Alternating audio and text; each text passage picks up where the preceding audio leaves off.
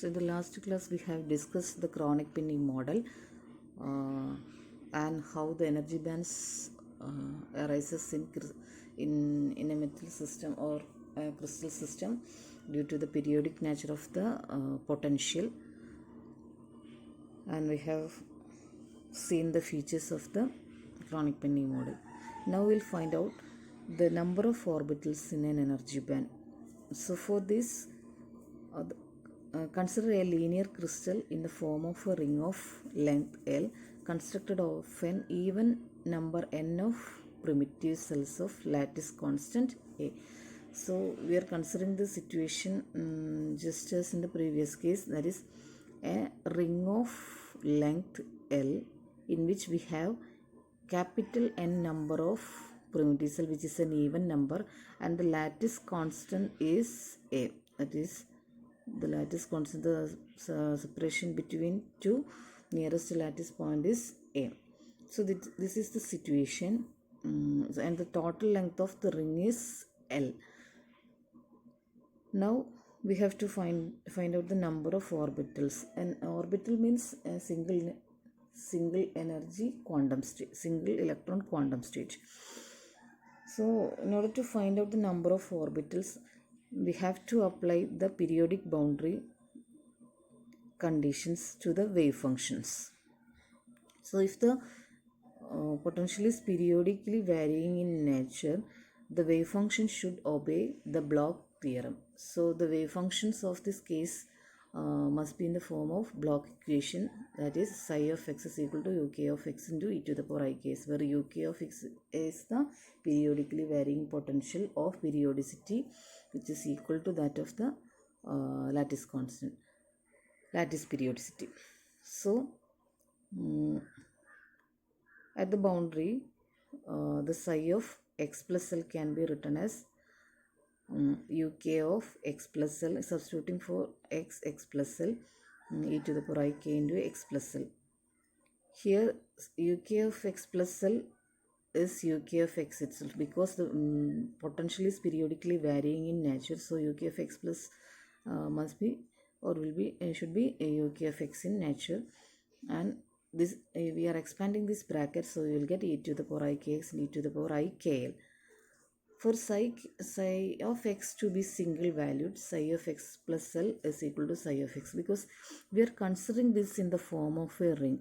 If you are starting from here, from x is equal to 0, let x is equal to 0 be the starting point. If we are completing the ring, the ending point should be the same as x is equal to 0, which is x is equal to L again. So the psi at this point should be same. So psi of x plus L can be written as psi of x itself. Now putting this back into this equation, psi of x plus L is psi of x. So left side is psi of x. Then again here's uk of x into e I kx. This term is nothing but psi of x. So we can write psi of x for this, and the remaining term is e to the power I kl. So we can write like this, which means psi of x is equal to psi of x into e to the power I kl. So which means e to the power I kl should be equal to 1. So or e to the power I kl is equal to e to the power I 2n pi. From this we will get the value of k as 2n pi by L, where n varying from plus or minus 1, plus or minus 2, etc. So the allowed k values are k is equal to 0, plus or minus 2 pi by L, plus or minus 4 pi by L, etc. n pi by L. Now suppose the value of n is plus or minus n by 2. Suppose the value of n is plus or minus n by 2. Now we can put this condition here. So what we will get, n by 2 means n is the total number of primitive cells, So n by 2 means at the half point of this, so we are considering this as a ring. So n by 2 means at the half number of this total, primitive cell. So n is equal to plus or minus n by 2. We will get the value of Ks plus or minus n pi by L. Okay, here L is equal to n into A. That's because we have already discussed in our previous class, because this is lattice constant A, this is A, this is A, this is A, all the separation, that is lattice constant is A. So if we are starting from here, starting point is here, this is A, and from this point to this point, this is 2A, and this is 3A, and this is 4A, etc. And if there are n primitive cell and the final point is at a distance from NA. So NA is the total length of this ring, which is equal to L.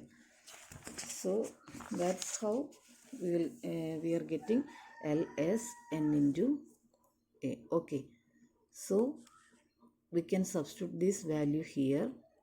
So n pi by NA, which is equal to plus or minus pi by A. So we are getting the value of Ks plus or minus pi by A. So if we are representing the K vector here like this, we will get the value of Ks, the K is equal to 0 value here, and because K value is varying like the 0 plus or minus 2 pi, well, plus or minus. So the plus value on the right side and minus value on the left side. So 2 pi by L, etc. For n is equal to capital N by 2, the final value is plus pi by A, and the minus value is minus pi by A.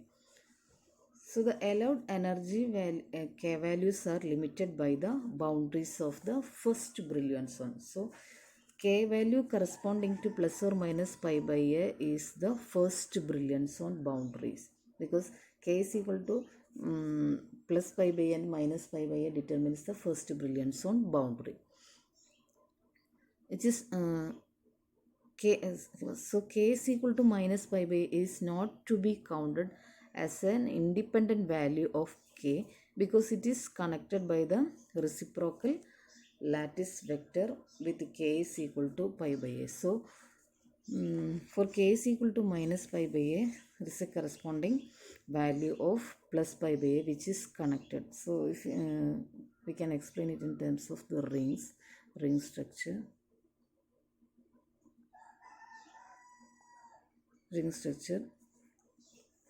That is the plus pi by A value and minus pi by A value will be connected. So it cannot be. So since we are starting from here and ending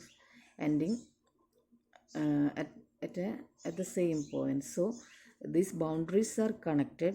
So this value, the boundary values, is treated as minus pi by A and plus pi by A is treated as a single value. Okay, so it's need not be counted as 2, it's a single number. So on the positive side, there are n by 2 values. So if you are counting the number of orbitals, on the right side we will have n by 2 values. On the negative side, we can have n by 2 minus 1 value, because there won't be n by 2 values, because the final value is connected to the right side plus pi by A value. So n by 2 minus 1 value, and there is one number corresponding to K is equal to 0. K is equal to 0 also. So on the positive side there are n by 2 values, on the negative side n by 2 minus n values, and there is also K is equal to 0. Thus total number of allowed K values can be calculated as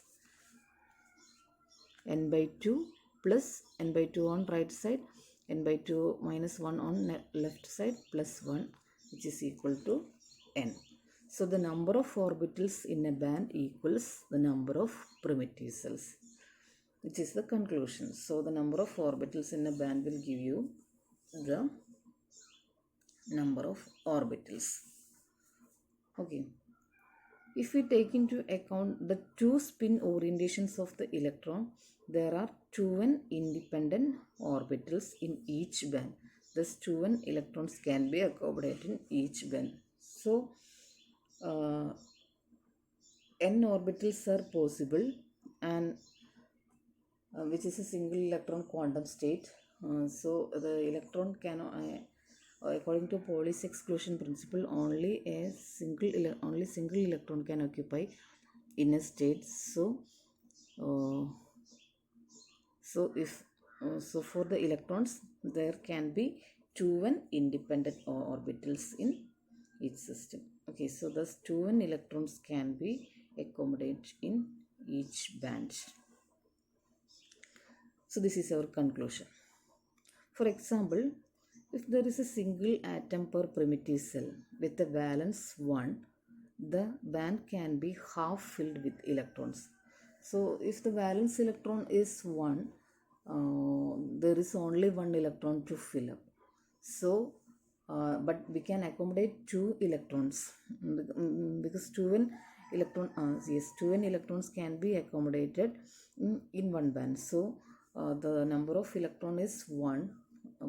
That means the band is half filled with electrons in such cases. If you are taking another example, if there are atoms of valence 1 in each primitive cells, that is, these are the primitive cells. If there are one atom in each primitive cells, if there are two atoms, one atom case we have discussed the one atom case, and if in the second case is two atoms per primitive cells with valence 1 in each primitive cells, then what is the case? Two atoms with valence 1 means there are 2 electrons per primitive cell. So all the bands will be completely filled. No partially filled state. All bands are completely filled. And the third case is if there is a single atom per primitive cell, but it can be contribute 2 valence electrons to the band can be exactly filled. So the single electron with the 2 atoms is also similar to the second case with the 2 atoms with a single electron. So there are 2 atoms, 2 electrons per primitive cell. So the bands will be completely filled. So we have discussed 3 cases here. Now we'll move on to the difference between conductors, insulators, and semiconductor. You can easily go through these topics. You can understand it by just reading. Anyway, I will briefly explain what are these.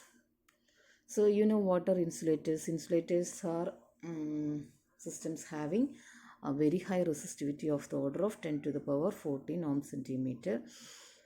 If the allowed energy bands are completely filled up to the topmost band and the higher bands are completely empty, the crystal behaves as insulators. A crystal can be an insulator only if the number of valence electrons in a primitive cell of the crystal is an even integer. Even then, the bands should not overlap in energy. I can show it to you in a figure. This is the case of energy bands in the case of insulator. That is, the energy bands are completely filled and there is a gap between the valence band and conduction band. So for example, in the case of diamond, the energy gap is of the order of 5.5 electron volt, and at room temperature the electrons energy is of 0.025 electron volt. So this needs 220 electron volt energy to move from the valence band to the conduction band, which is very high. So the electrons cannot jump from valence band to conduction band or can be excited from the valence band to conduction by crossing this energy gap. So this will be acted as an insulators. So this is the case of insulators. Diamond, silicon and germanium each have 2 atoms of valence 4 in each primitive cell. Therefore, there are 8 valence electrons per primitive cell. The bands do not overlap. Therefore, these pure crystals are insulators at absolute zero. Because the total number of electrons in such cases will be 8 in the case of diamond and silicon, or in other insulators the energy bands are completely filled and the energy bands do not overlap, so there is no chance to cross the energy band between the energy gap, so it will be acted as insulators. In an insulators, suppose the filled band is separate by an energy gap from the next higher band, then even if we apply an electric field, there is no continuous way to change the total moment of the act, which I have discussed now. Now we'll talk about conductors or metals. So what should be, if we know the case of insulators, you can easily understand what will be in the case of conductors or metals.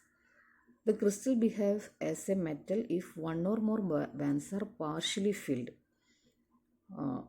This is possible if the number of valence electrons in a primitive cell of the crystal is an odd integer. And this can be the case, I will explain. Even when the number of valence electrons in a primitive cell is an even integer, if the bands overlap in energy, we can have 2 partially filled bands and hence a conductor. So in the metal, the cases can be like this. The 2 cases are possible. That is, the energy bands with, if there is an odd number of electrons, valence electrons in the primitive cell atoms, the energy bands will be partially filled. That is, up to this level it is completely filled, and there is also vacant energy levels here. These are vacant. These are completely, actually I mean a shaded area here.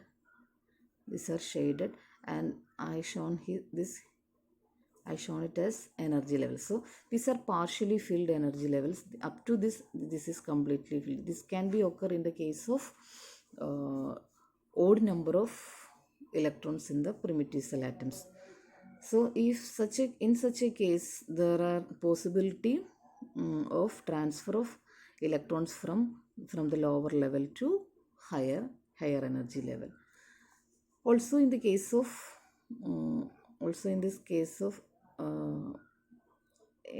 atoms with even number of electrons in the primitive cells, where the energy bands are completely filled, even if it is completely filled, if the energy bands overlap in such cases, this shows an overlap. This is the first band and this is the second band, and if they are overlapping, these regions are overlapping region, so this is a band of not filled energy levels, and this is a completely filled energy levels, and if they are overlap, there can be energy levels which are not filled, so there is a chance of transfer of energy from lower energy to higher energy. So conduction is possible in both 2 cases. These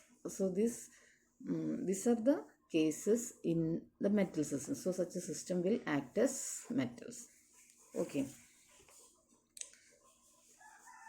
So examples are alkali metals and the noble metals, which have one valence electrons per primitive cell. So they have 2 metals. 1 electrons in the valence state means the energy bands are partially filled, so there is a possibility of conduction.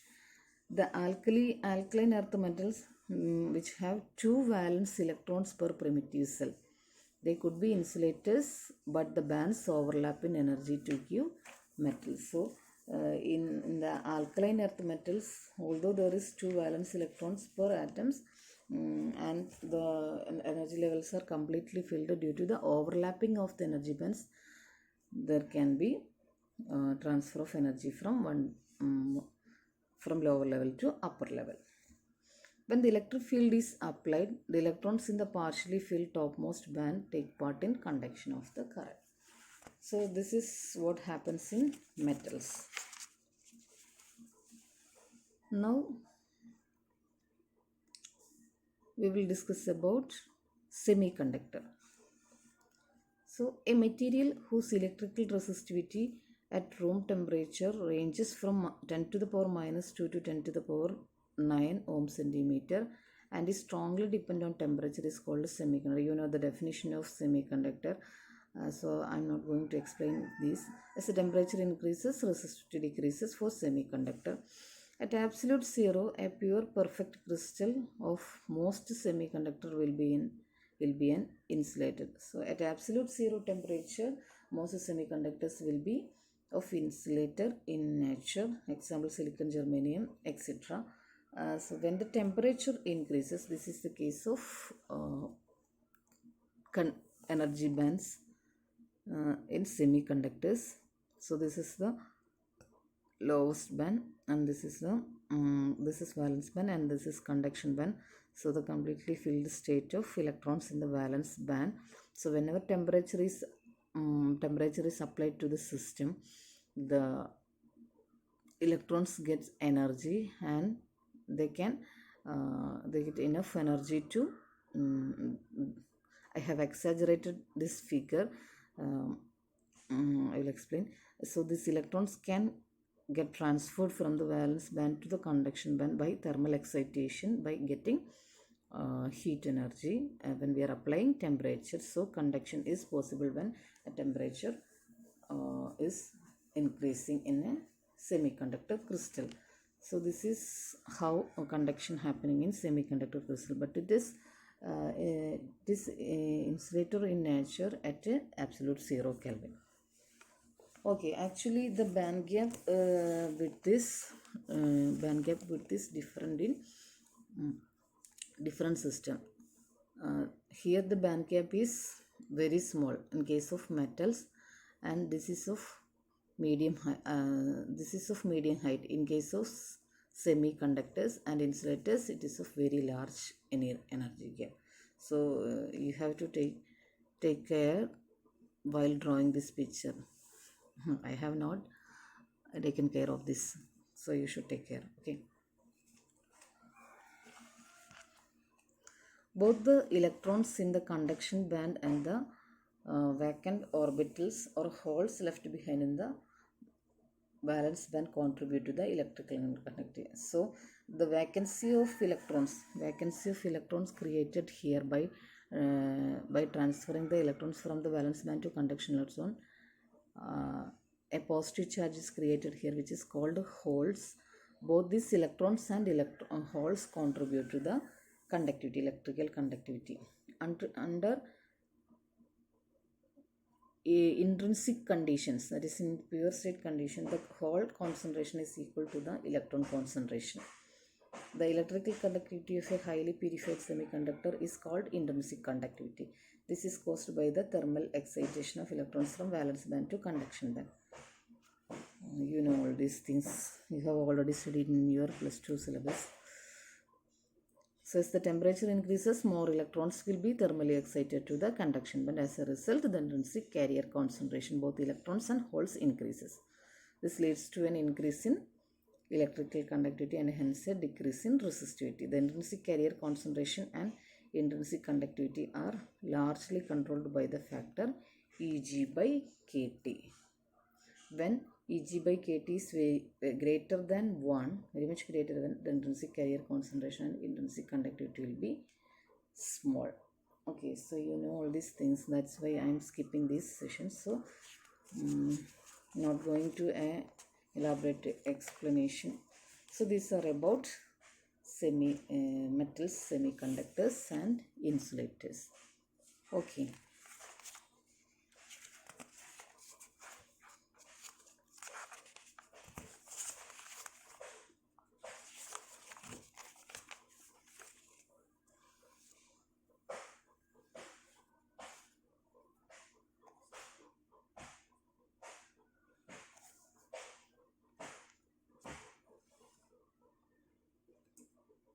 So now we'll discuss a few more things here about interband optical absorption.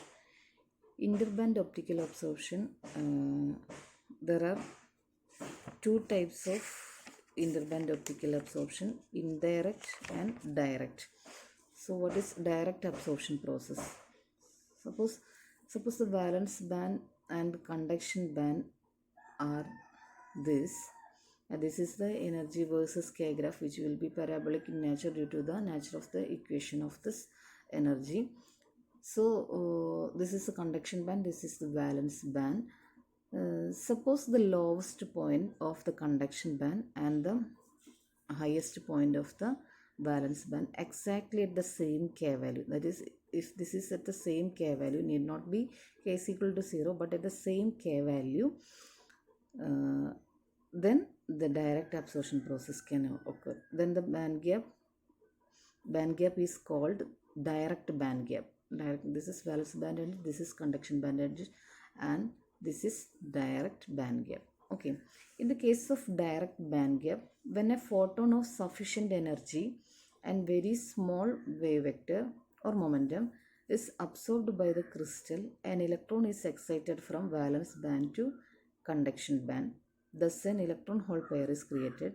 The threshold frequency omega g for the direct band absorption process can determine the energy gap. That is, if a photon of threshold frequency is absorbed by the electrons in the valence band, a direct transfer from the valence band to conduction band occurs, where omega g represents the threshold frequency of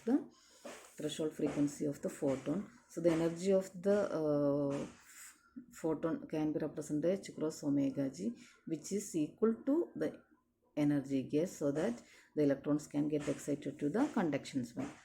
So this type of absorption is known as direct absorption process. That is, in the case of direct energy gap, in such cases the endpoints of or the edges of the valence and conduction bands are at the same K value, or the energy gap is direct. And what is indirect absorption processes? Well, in indirect absorption processes, suppose this is the conduction band and this is the valence band, and if this is the I have always shown an exaggerated figure here. Suppose this is the valence band edge, this is the valence band edge, and this is the conduction band edge, and this is the valence band edge. Okay, and this is the valence band edge occurs at K is equal to 0 value, and the conduction band edge occurs at a minus K value. So this is a indirect band gap. So this is not direct. The band edges occurs at a different K value. So this band gap is not direct. So there is a difference of this much here. So what will happen in such cases? Now, when an electron is excited from valence band edge to conduction band edge, its lattice momentum or wave vector is not conserved. In order to conserve wave vector as well as energy, a phonon is absorbed or emitted. So in such cases, when a photon of sufficient energy is absorbed and there is a chance of electrons to transfer from valence band to conduction band, in such cases,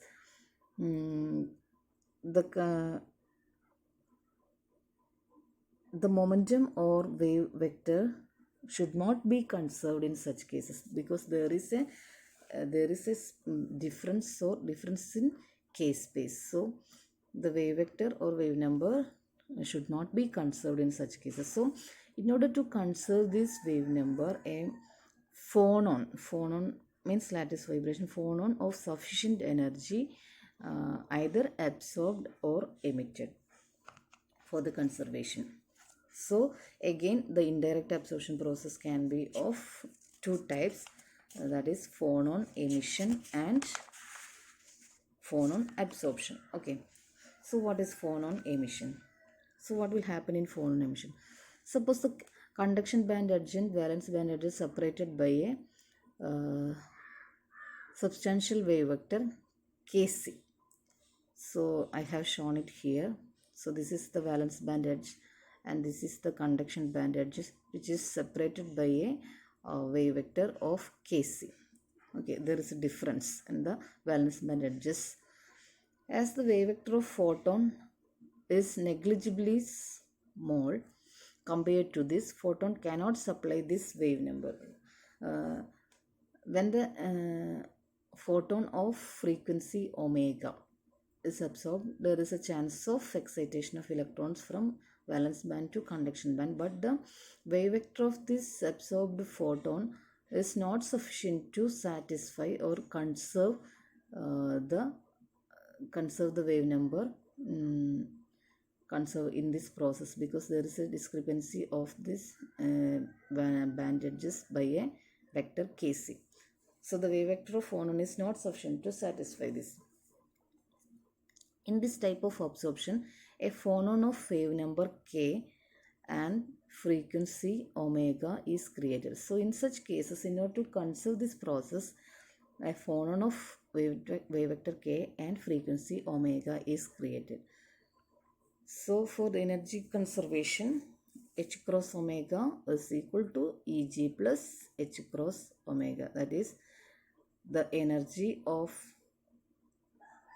the photon must be equal to the energy gap plus the energy plus the phonon energy, so that it will be conserved.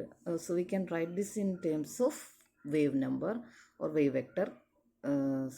This is the photon wave vector and this is corresponding to Kc, and this is the K represents the wave vector corresponding to the phonon. Okay, as K photon is approximately 0, since it is very small compared to these wave vectors, so it can be approximated to 0. So K can be equal to minus Kc. K is equal to minus Kc, which means the phonon thus created is emitted during the process.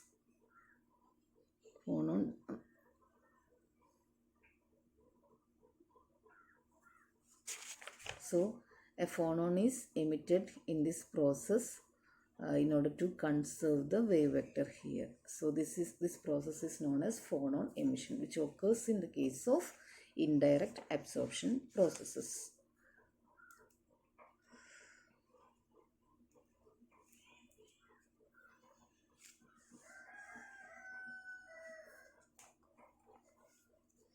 But the threshold energy for phonon emission process is greater than the true energy gap or band gap. Okay. Now what is phonon absorption? On the phonon absorption case, this takes place at higher temperatures when phonons are already present. So here phonon is absorbing, not the emission. So phonon is already present in the system, and this happens at very high temperature. Here a phonon is absorbed along with a photon. So in order to conserve the wave vector, along with the photon which are absorbed by the electrons, a phonon is also absorbed, which is already present in the crystal. So the threshold energy can be written as H cross omega plus H cross omega. This is the energy of the photon and this is the energy of phonon, which is equal to the band gap energy. So we can write H cross omega as Eg minus H cross omega. In terms of wave vector, this can be K photon plus K, which is equal to K in Kc. So if you are approximating the value of K photon again to 0, K can be equal to Kc. So a phonon, even of high wave vector, is an easily accessible source of crystal momentum because the phonon energies are characteristically small, approximately 0.01 to 0.03 electron volt in comparisons with the energy gap. Okay, so these are the absorption process, interband optical absorption process. There are two processes, direct absorption and indirect absorption. And Indirect absorption, there are again two processes, phonon emission and phonon absorption. Now we have to discuss one more terms here, which is excitons. Excitons means the bound system formed by an electron and a hole is called an exciton. They are bound together by their attractive Coulomb interaction. An exciton can move through the crystal and transport energy. It does not transport charge because it is electrically neutral. That is, when an electron is excited from the valence band is to a hole, an electron hole, a hole is created. What is known as excitons? The electron hole bound system. Bound system is known as excitons.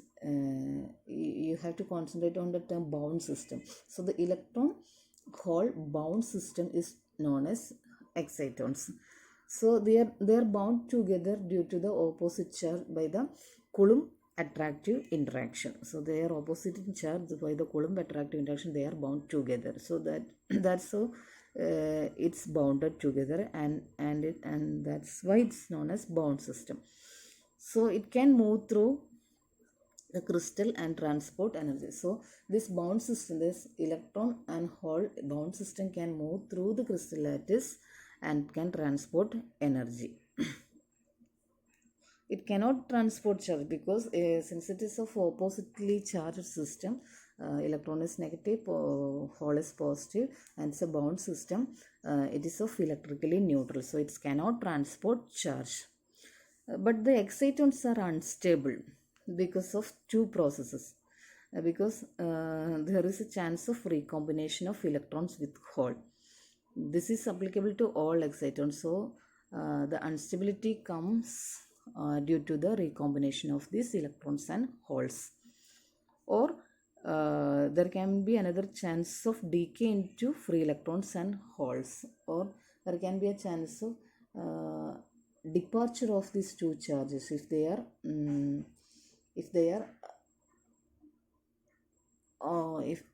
if they are of a more than of a minimum distance, that is more than of a minimum range of Coulomb interaction. There can be separation of these two charges or decay of this bound system into electrons and free holes. So these are the two possibilities of the instability of this bound system or excitons. So excitons can be formed in every insulating crystal. They are formed by photon absorption. So what happens in photon absorption? By photon absorption, electrons can be excited and can be free from its location. So electron hole pair can be created. So that's how the electron hole pair is created.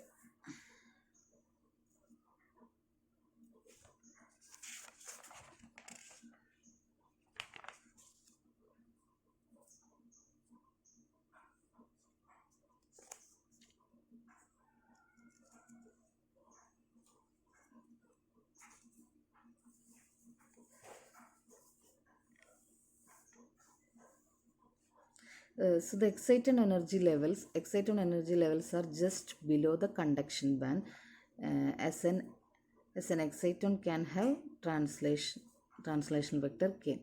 So the exciton energy levels are shown here. This is valence band and this is conduction band, and this is the exciton energy levels, that is before it becoming to separate entities, the energy states of the bound system of electron hole pair just below the conduction band. Okay, the existence of exciton levels causes a decrease in the threshold frequency for optical absorption. So the exciton energy level is just below the conduction band. So the existence of this energy level causes a decrease in the threshold frequency for optical absorption. So this reduces the energy need to be excited from valence band to this band. Okay, so H cross omega can be written as Eg minus E excitons. This is the energy gap minus the exciton. So this much energy is needed because of the presence of this exciton energy levels, where Ex is the binding energy of the exciton. Okay. Now there are two types of excitons, Frankel excitons and Montvanier excitons. So you can read these Frankel excitons and Montvanier excitons. They are, here it is explained just their properties, not much, only 2 or more sentences. You can go through these sentences. These are just the properties of Frankel excitons and Montvanier excitons. Okay, so these are all about the classification of this crystal system as metals, conductors and insulators, and the interband transitions and the entity excitons. Okay.